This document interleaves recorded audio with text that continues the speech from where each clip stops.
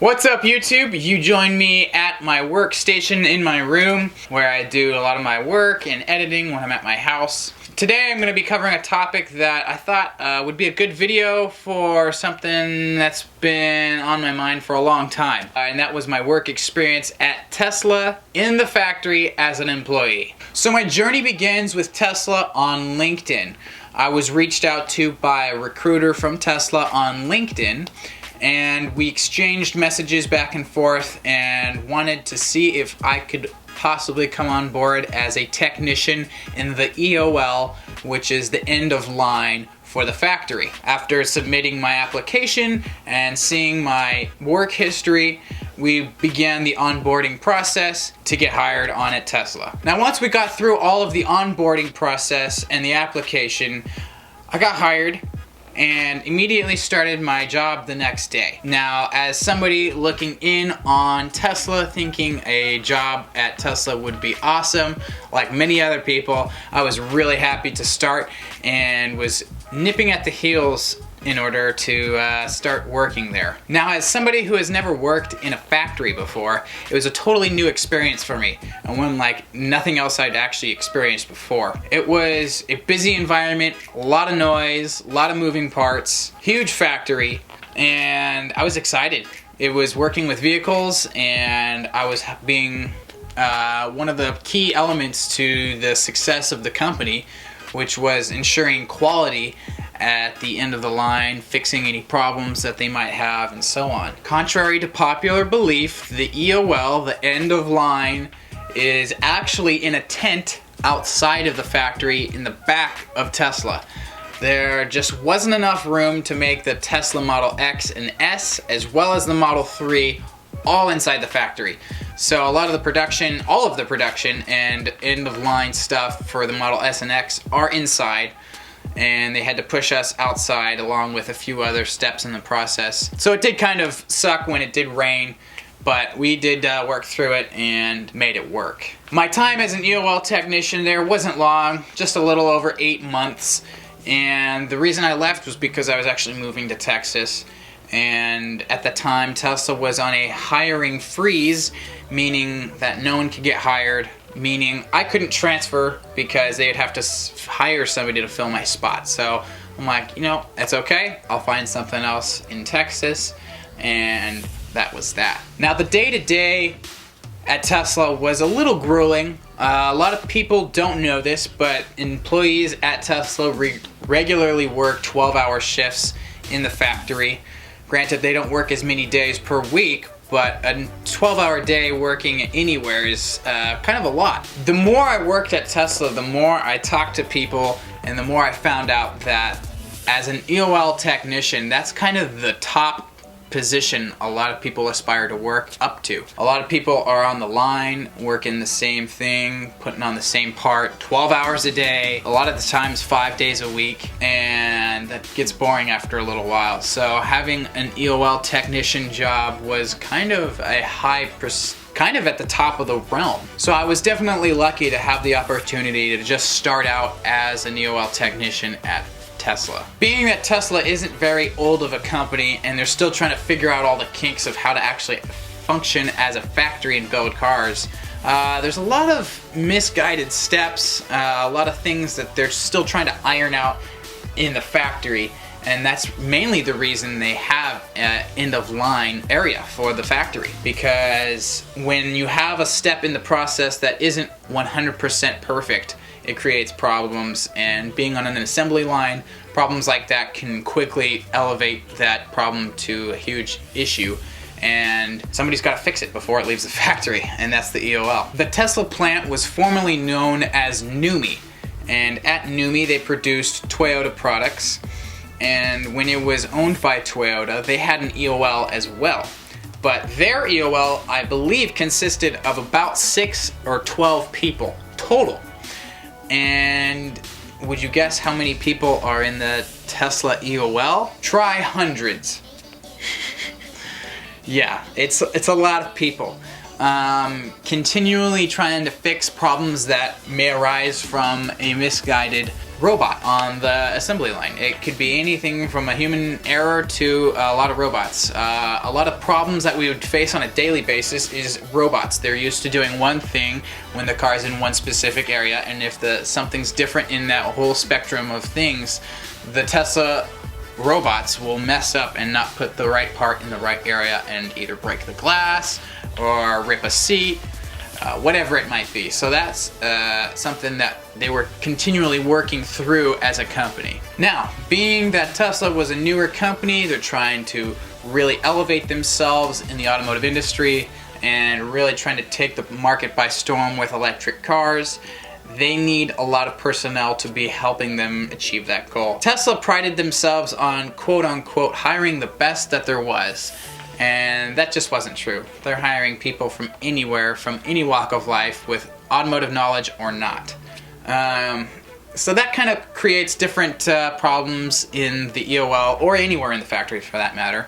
And when you hire people that don't have any clue of how a car works or functions, that's just not a good start to any kind of company or successful working environment. So that was one issue. Another issue is that with Tesla being a new company, like I've said before many times, they think they can operate in a different manner versus other automotive manufacturers. They've been doing it for a long time. They've figured out how to do it and how it works, and Elon thought, nah, we're just gonna scrap all that and we're gonna do it a different way, and we'll see if that works. And clearly it really doesn't. Even Elon admitted himself that they introduced way too many robots into the Model 3 production, and it just clearly didn't work out for them. So slowly, by time and effort, they've been taking away different areas that didn't quite work out for them, and it's proving to be a lot more successful with human intervention, oddly enough. Another huge issue that you face as a Tesla employee is actually parking at the place. The stupid city of Fremont, California, will not allow Tesla to build a parking structure for the factory, meaning parking is extremely hard to find there. If you don't get there at least 30 minutes early before your shift starts, good luck finding a parking spot, because you're parking way out in the boonies and you're taking a shuttle in, or else you're riding a bike or something. And the funny thing is, with the parking structure situation that Tesla faces with Fremont, they're building a brand new living development right next door to Tesla. And would you know they're actually building a parking garage there? I don't know why. It's exactly right next door. You can see it at Tesla. For some reason, they cannot build a parking structure for us. You're trying to create a good working environment for people to work in, and parking out literally 2 miles away isn't really good logic. I actually had to buy an electric skateboard. I didn't have to, but I wanted to make it easier on myself. I had to buy an electric skateboard and commute from my car, which I commuted to work in, commute from my car into work. That's how bad it is. It doesn't function properly, and people are pretty brutal when it comes to finding parking spots in the morning time. You start at 6 a.m., it's dark, people are tired, grumpy, then they can't find a parking spot. It's just disaster before work even starts. But working at Tesla has definitely provided me with a lot of great experience and insight into how Teslas function and work, the insides and outs of an electric car, and it's good knowledge and experience to have under my belt, so to speak, and it obviously looks good on my resume for work experience. Another issue that a lot of people don't realize is that when you hit a milestone in the company, say you push out X amount of cars per day for a week. For us, that was 150 cars in the beginning to push out in a day. Once you hit that goal, they're like, that's great, thank you so much. Let's move that goal up to 250 per day. And you just get blown out of the water because you work so hard to get to somewhere, and then that's not good enough. And that was continually the basis for us as EOL technicians and it was constantly going up, and they're never satisfied, and that's never really a fun place to work at when you're working so hard at something and then it's never good enough. My personal opinion about Tesla and the future in the market, it's definitely up in the air. If anybody out there keeps track of Tesla stock, they will know that it is quite the roller coaster of a stock to be investing in, so I try to stay out of that. And their plans for the future are up in the air. As of the recording of this video, no one really knows, but it's kind of funny because now that Elon Musk has been tweeting out all these crazy tweets, really putting the company in kind of a weird spot. They are amping up the persona and the visual look of Tesla. They're trying to push out cool media, showing that they're having a semi that's going across the United States and that they're going places, and the Roadster's on Jay Leno all of a sudden. So they're really trying to counteract the media with the negative and the good that's going with the company. And it's really kind of funny to watch because you never know where they're going to go. Apparently they have permission to build their own factory in China, and no one else has been able to obtain that. Purely just because I think Tesla is an all-electric company and China can get on board with something like that. We all know that Tesla has never actually made a profit in all of their existence. And you might think, wow, if I was an investor, I would never even consider investing in a company that's never even made profit in over 10 years of being in the market. That doesn't make sense. And you would think, okay, well, give them enough time to fulfill their plan and make it work. I don't know what Elon's thinking. Next thing you know, they're building a mega factory out in Nevada building batteries, and next thing you know, they're going to be building a factory in China. When does it end, and when do you start making money? When is that time? Because you basically hit your quota and goals for production for the Model 3. You obviously have a ton of people still wanting one and have their deposit down for one. What's holding you back?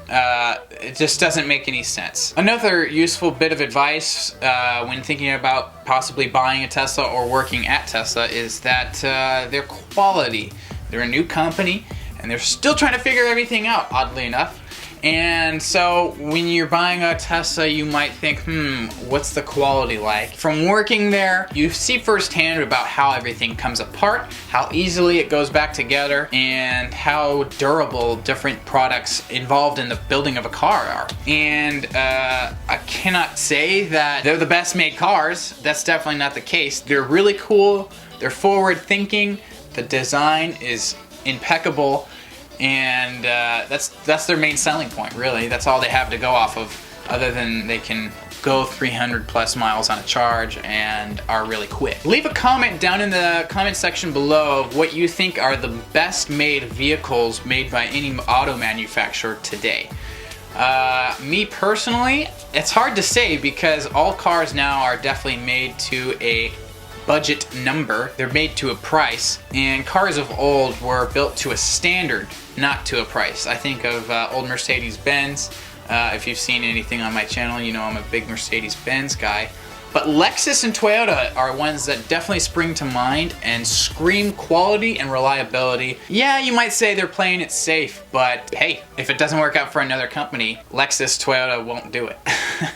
They let other companies try it out first, and then they think, okay, well that's clearly working for them, we should try that out. So in summary, to wrap this video up, I think that Tesla is a good place to work, it's good experience, but don't expect the best working environment, and don't expect to be working short days. Now Tesla as a product, if I was given one, I would certainly drive it, but I don't know if I would spend my own hard-earned money on a vehicle that will need a battery replaced within 7 to 10 years. People are amazed that it will go 120,000 miles on the same battery, when in retrospect, that's a drop in the bucket for some diesel cars. They'll easily go 150,000 miles before they're even broken in technically. So you gotta think, what are the good, what are the bad, why do I like it, what's the advantage of buying one? So those are just some of the things to be taking into consideration when you're thinking about the Tesla factory and Tesla as a product and company. Who knows what the future will hold for that company, if they'll go bust, if they'll go private. Who knows? Supposedly they're going to be staying as a publicly traded company. I'm curious to see what happens in the next 6 months with the company. Those are my thoughts as a former employee of